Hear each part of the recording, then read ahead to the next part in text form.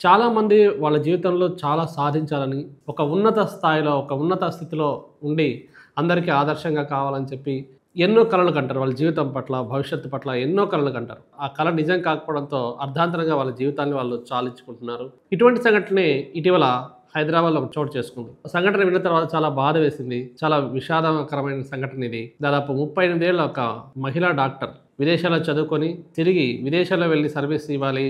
ముఖ్యంగా తన డ్రీమ్ ఏంటంటే యూఎస్‌లో వెళ్లి డాక్టర్‌గా ప్రాక్టీస్ చేయాలని చెప్పి 38 ఏళ్ల మహిళ ఆ వీసా రాకపోవడంతో, యూఎస్ వీసా రిజెక్ట్ అవ్వడంతో తనను తాను ఆత్మహత్యకు పాల్పడి వారి తల్లిదండ్రులకి, వారి బంధువులకి తీరని శోకాన్ని మిగిల్చింది. ఒక డాక్టర్ అంటే ప్రాణాలు నిలబెట్టే డాక్టర్ ఆమె.